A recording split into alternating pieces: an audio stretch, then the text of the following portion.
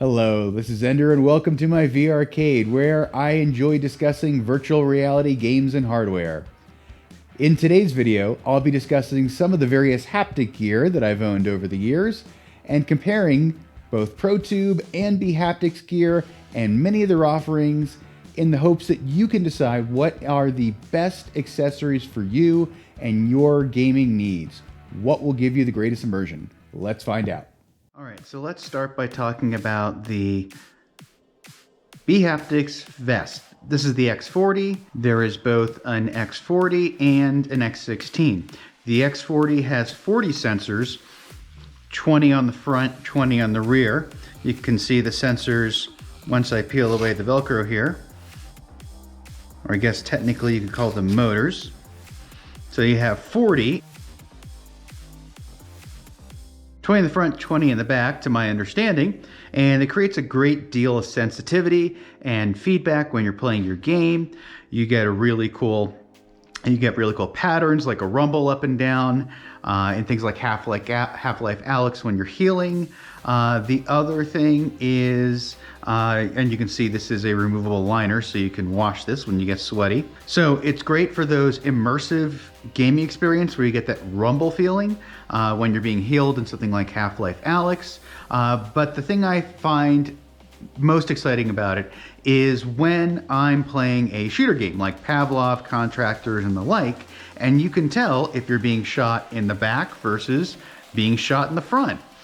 You can even get recoil depending on which side of, if you're a lefty or a righty. I'm a lefty here, so I'll feel the recoil up here. I'll feel a heartbeat when I'm very low on health in certain games. It all depends on how the particular game is programmed. Now, this is a fairly hefty piece of equipment. It does get hot and sweaty, and that can be a good thing if you're looking for a workout. So there's your main zipper there, pretty cool aesthetic. Now, I did wrap some electrical tape over this because this thing rumbles so much that it'll actually make an annoying noise when the metal zipper hits the track here. So that's just an easy little adjustment to make. Then we've got the shoulder part. So to make it sit longer versus shorter, you have these little button snaps here to shorten the torso length. Just be careful when there is a wire here. They warn you this in the instructions, that when you do pinch over it, you don't pinch the cable or really snap the cable. I don't see it being too likely, but they warn you about it. And I am shorter, so I initially wore it with the shorter setting, but now that I wear it with the cat, I find it more comfortable to leave it more unsnapped and longer. Then you've got these fasteners on the side that can tighten it pretty easily while you're wearing it. They do have these little bits on the end to take up the excess, and you can see just, it's a pretty neat design. And you just wrap this over it to keep the excess from flapping around. Pretty neat and simple design there, but pretty well thought out also. And then you can see on the back here, again, there's some mesh there, so trying to make it breathable, although it is still fundamentally a very hot device to wear. Main hardware and connections here. So this is a 3.5 millimeter jack, which you can then run a cable through here for cable management, up to something such as a Oculus Quest 2, or I don't know if Pico 4 support exists yet, but anyways, for a standalone VR device, you can run the cable to the 3.5 millimeter jack on your standalone device, and then using the companion app, which I've yet to try, I've always just used this PC VR connected to a computer. You could then, with native Quest games that support it, use the vest standalone. Then there's the hook here. I do worry, this thing actually does weigh quite a bit, so I do worry about it stressing. I haven't had it damage the stitching yet, but I do worry about it. So I usually just hang it by a hanger, as you may have saw in my introductory video there. So I really enjoy it. I think it's very immersive. I have heard others say maybe the X16 is the better way to go for a shooter because it's shorter. It might be easy to crouch down and bend up and down more easily. I consider that a lot, but It's only, I think, 2.5 inches shorter, I saw on the specifications for the X16, which has 16 sensors instead of 40. I think the 40 looks cooler. It is more expensive, but it does give you more feedback, and I think it's a device that's gonna last a really long time.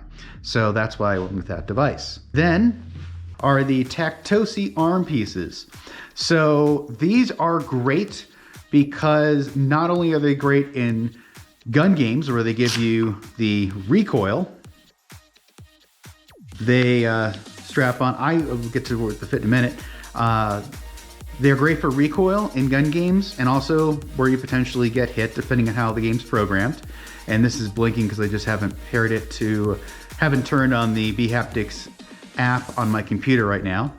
And this would light up blue for left and green for right. And it's great also for sword or melee fighting games because you'll actually get the recoil here from that as opposed to with a shooter game where you only get the rumble, so to speak, mostly. You might get physical hit impacts there. I haven't felt it. Now, one of the biggest issues with my version of the Tactosys, this is the version that's been out for the longest time, is that where to place them. A lot of people complain about the fit. So you've got two bones here. You've got kind of almost a square shaped, let me put this on here. It's not exactly a perfect fit sometimes for your bone structure. So you do feel kind of a little bit of resistance here around the wrists. And if you do try to get it just right, I mean, really it could match like that. But the problem is your bones twist. So it's never gonna be a perfect fit. And you might think, well, I can have it loose. The problem is, particularly in a game like Beat Saber, if you have it down low here, it's kind of uncomfortable. Sometimes I try it this way, then it's cutting off your circulation so it's not flopping around. So I like to, and many others like to wear it up here on the forearm and then snug it pretty tight, and that's not too bad for circulation. And most of the time it stays up. Prolonged games of Beat Saber, I might have one of these slip down. So that's that. It does have a mount here for a tracker. Although if you have controller tracking, I don't know why you'd want a tracker here. My understanding is for trackers, you want them above the, if you are gonna use an arm tracker. Okay, next we're gonna talk about the face interface. So this, I believe, is called the, as it says here, the Tactal. So you basically have your electronics component, your receiver. This is where you connect it to the motors. This is gonna be your charging port. And you can then attach it to your chosen device to rest it, as I've done here on the Quest, and then you snap it into your face interface.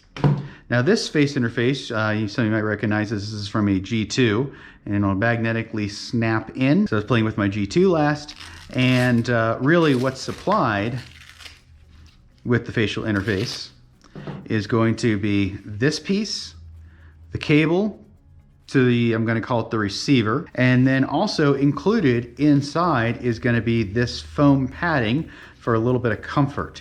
And I've taken it out because I feel it's more comfortable without it. And this is something that you kind of have to decide on your own a bit. So what you can do is slide this in, and then there are some little dots here, these motors that would normally rest against your face, right? And this would provide a little bit of padding. Notice you can see it only goes to about here. And then you would slap this in, and in theory, you could provide this on top to get more padding. I feel it's too much pressure with this. It's just too, it is gonna fill it out, but it's too much pressure. I like a closer fit. And I don't even really feel these. I did feel them at first, but I don't really feel them now anymore. So I feel like this is a better fit. Now they sell these in two sizes, a larger and a smaller size. This is the smaller size, which really is designed more for a Quest 2 interface, as you can see here. You can see I can just pull this foam off, slide this guy on. For time purposes, I usually feed it through here, but for time purposes, I'm just going to show you that it does fit pretty well, pretty quickly to swap. You just need to line it up, and it fits me pretty well. You would just tuck this through here on the bHaptics, and then I would rest it there. Now, it does fit this properly with the smaller size. If you are a G2 owner, it didn't, when the G2 came out, and when I bought this accessory, they didn't have the G2, so I figured I'll just go with the Quest one and make it fit, and it's worked.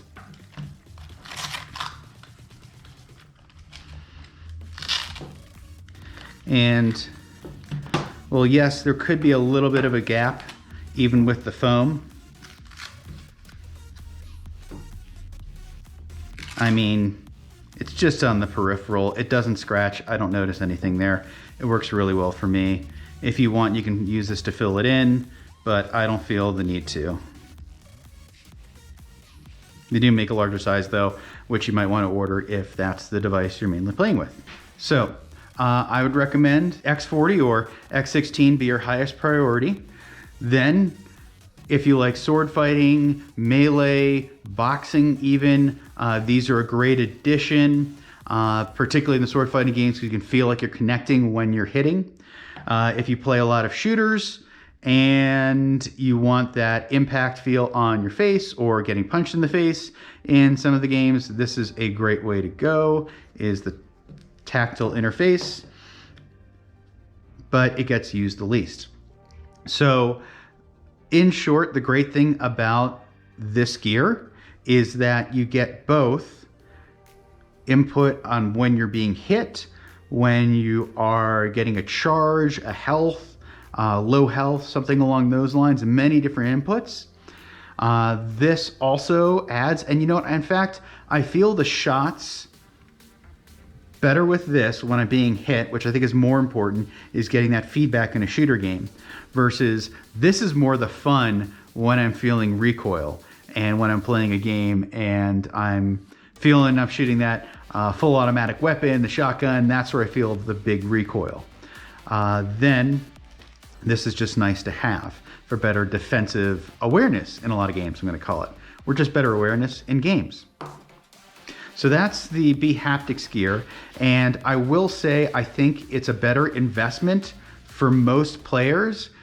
Before I begin discussing the ForceTube and the ProVolver, I want to note something that I didn't when I was going over the accessories in the demonstration. That's very important. If you use index controllers, I do not recommend buying either of these accessories because there is an issue that unfortunately Protube doesn't talk about on their website. They do offer those accessories with index controllers. However, for a great many users, including myself, the sensor technology, and you can skip forward to the next chapter here if this doesn't apply to you and you're not interested, these accessories work great with something like a Quest 2. But if you're using index controllers, the IMU technology in it gets affected by the rumbling vibrations of those accessories because particularly when they're on a gun stock connected to those controllers or the ProVolver, you have the index controller right up against the ProVolver unit itself, those vibrations throw off the calibrations to the point that, and I'll throw in a clip here, you can see, this is Pavlov when I'm testing this out because I RMA'd the controllers back to Valve, that it actually kills the tracking. And in fact, in most cases, it's so bad that even restarting the computer, the sensors in the index controllers still wouldn't track. And even just without playing the game, just at the Steam home menu, they weren't calibrated correctly. Now, granted, I'm using index controllers with a Reverb G2.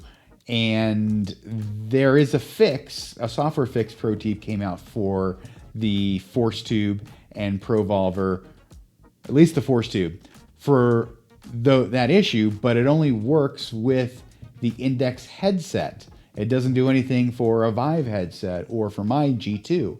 Furthermore, I've heard others say that that fix isn't that effective, and others with older, and I don't know what defines older controllers, older index controllers, maybe I'm guessing before the fix with the thumbstick drift and other issues, those controllers work fine. But if you have newer index controllers, and I bought mine maybe less than a year ago, and I sent them back to Valve and bought some new ones, and they still have the same issue. So be aware of that before you choose to try these accessories. And now I'll get back into my review of them. Here I have the ForceTube Protube Storm. This is the more powerful of the different ForceTube devices, and it is great for recoil, and it will put recoil out directly on your shoulder. And I will power that up for you and demonstrate that for you. Okay, so that's the P90 there, and it's really not that much impact. It might look like it, but against your palm, it's okay. And that's a P90 firing constantly, right? So hopefully you can see there, I don't feel like this is that Rambo, if anyone remembers that movie, feeling when you're shooting a crazy heavy machine gun and you're feeling all this crazy recoil. That's not this. What this does for you is it gives you precision, a recoil feel when it's hitting your shoulder, that you know you can feel each bullet tap more realistically, like a lot of shoulder firearms would. You're not getting the kick anywhere near a regular firearm. It's just kind of a more realistic, more immersive impact in a lot of ways, but it's not that fun, I'm shooting this crazy powerful weapon feeling, unfortunately, that I was hoping for. And this is the Storm, the more powerful version. And I've tried the Explorer, the less powerful version, and this one's noticeably more powerful, but it's still not amazing. And given that it only gives you recoil from a gun, and it's not amazing recoil, I think these give you more of that awesome, immersive, more powerful recoil. I believe these give you a more powerful recoil because you have 4 motors, 1, 2, 3, 4, and you feel that all the way around here versus just one point of contact. So I think these, if you want that kind of crazy recoil feel, go with these. You also then get the feedback from sword games and punching games and everything else, whereas this is really only accurate for something like a shoulder-mounted firearm. And they do have different patterns, but again, it doesn't feel as powerful as I was hoping. And this is mounted to a Protube. I've tried the Explorer, the less powerful version, and this one's noticeably more powerful, but it's still not amazing. And given that it only gives you recoil from a gun, and it's not amazing recoil, I think these give you more of that awesome, immersive, more powerful recoil. I believe these give you a more powerful recoil because you have 4 motors, 1, 2, 3, 4, and you feel that all the way around here versus just one point of contact. So I think these, if you want that kind of crazy recoil feel, go with these. You also then get the feedback from sword games and punching games and everything else, whereas this is really only accurate for something like a shoulder-mounted firearm. And they do have different patterns, but again, it doesn't feel as powerful as I was hoping. And this is mounted to a Protube, and you can see this also has the Action Pump VR that I put up in my first review. And so this is going to be a MagTube, which I really do like, and we'll talk about potentially in another review if there's interest. And by the way, yes, you can mount this on a bHaptics or Mammut, I'm not sure how to pronounce that. And if there's interest, I'll do a comparison between the Mammut Wasp Apto that I have and the ProVolver. This is the ProVolver device. This is actually, I think, the more exciting device. This is the ProVolver device. And the way this works is you can shoot it. I've got this set up with an index controller. You can see that this swaps out, and I could mount on a Quest controller. This is an optional piece that allows you to get a little support with a front mounted item. And this is the recoil, and this is where the magic is. This feels a lot more powerful to me. I know it sounds crazy. I know the specifications are not there, but this feels more kick-like, and it's a more generalized kick Maybe it's because I'm not mounting it against my shoulder, but this feels more powerful than even this, which I know is a larger device with a more powerful motor. It feels more powerful when you're firing a shotgun or a Desert Eagle or really powerful gun. It just kicks backwards more. Maybe it's because you're holding it in your hands as opposed to this being more braced and shoulder mounted.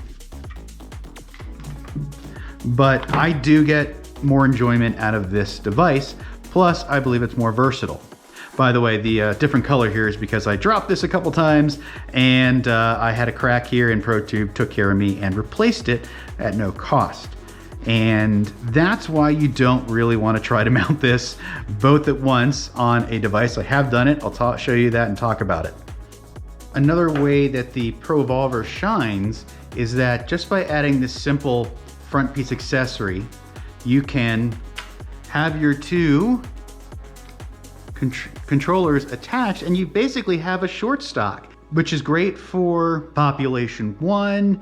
It's great for, you know, this gets heavy after a while, not having to hold this up with one arm to brace it and support it, having both your controllers connected. You can angle this up for some reason. I forget why I angled this really far forward. I think I was experimenting with something. Usually you're gonna want it angled up a lot more like this. And the recoil's great. You do get pretty solid aim, not as good as if you were braced against a shoulder, which would be kind of weird, I think, to do with this.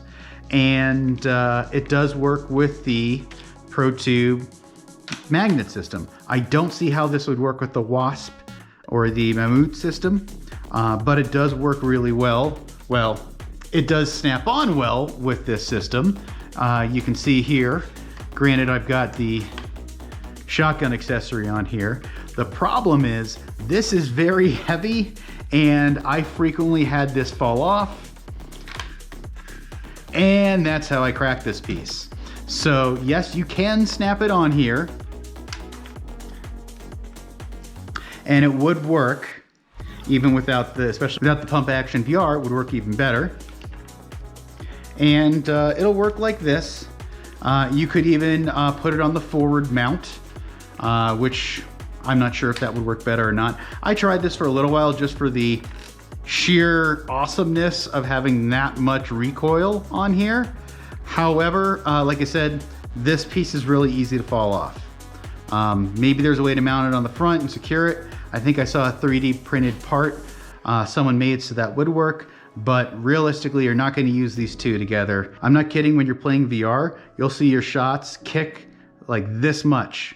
With the Protube and the ForceTube, it's a lot more of a subtle kick. So if you want to be competitive, this still throws off your aim. This throws off your aim dramatically more.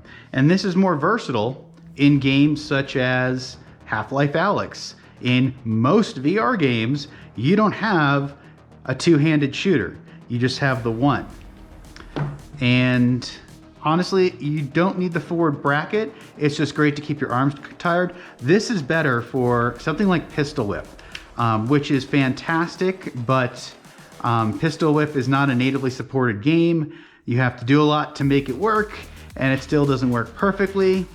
And let me show you the kick on this one.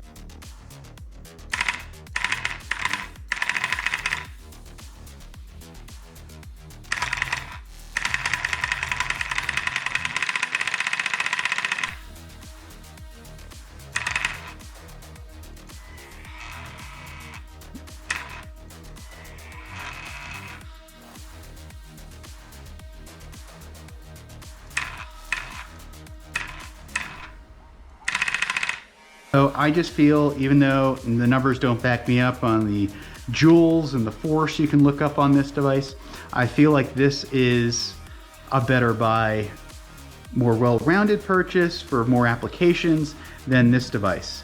So one more thing with the ProVolver, you cannot use it natively in a lot of games. You can't use this natively in a lot of games.